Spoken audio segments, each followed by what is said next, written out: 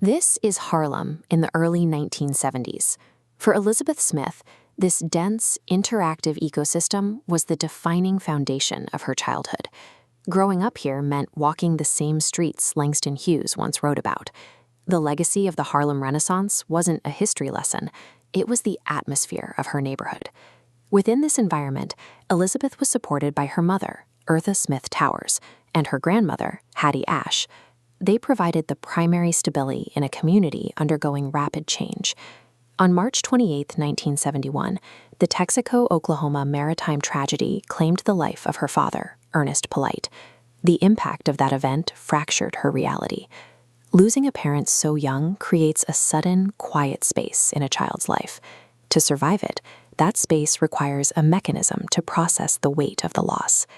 Navigating her family's grief, a pre-adolescent Elizabeth began searching for a way to matter in the world and establish her own identity.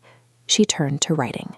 The page became the specific place where she could confront and organize the emotions she couldn't yet speak aloud. The basic rules of poetry offered something her physical environment lacked, a predictable structure to contain her feelings. At this stage, her engagement with the craft was an emotional survival tactic. She wrote because she needed a tool to keep her world from feeling chaotic. As she grew, Elizabeth moved through the city's public school system to Westside High School, eventually earning degrees from SUNY Purchase and Howard University. Her studies focused on the historical titans of strict poetic form, analyzing the rigid syntax used by early pioneers like Phillis Wheatley. Academic study gave her tools to build poems with geometric meter and rhyme, but those 18th century structures eventually began to feel too small. The raw details of her life in Harlem started to press against these classical constraints. She had to master the traditional rules before she could learn how to purposefully break them.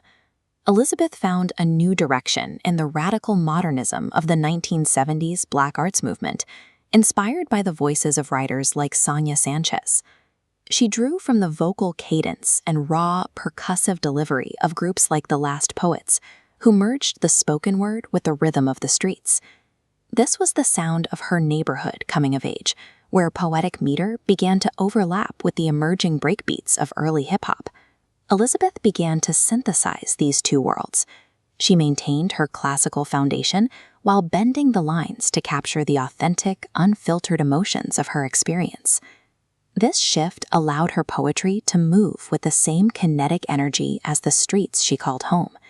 She eventually took that energy back into the community.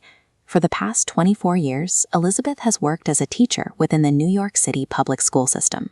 She translates the mechanics of poetry, rhythm, expression, and word choice into practical lessons for her students from pre-kindergarten through 5th grade.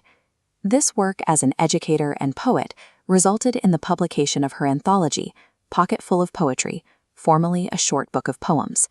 This chart shows how the book is organized into 5 chapters: love poems, self-reflection, odes, struggle and activism, and an epilogue, mapping directly to different phases of her life. The collection isn't just an artistic statement, it's a record of how she used language to navigate life's hardships. Out of nearly 3,800 global entries, her poem, The Sun Does Shine in the Ghetto, was selected for an honorable mention. This recognition put her specific Harlem perspective into conversation with a wide global audience.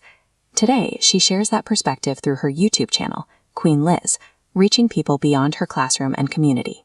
A young girl who turned to writing to find her own voice eventually used that voice to help her students find theirs. By transforming personal loss into a structure for others to follow, Elizabeth ensures that the silence of her early years doesn't have the final word.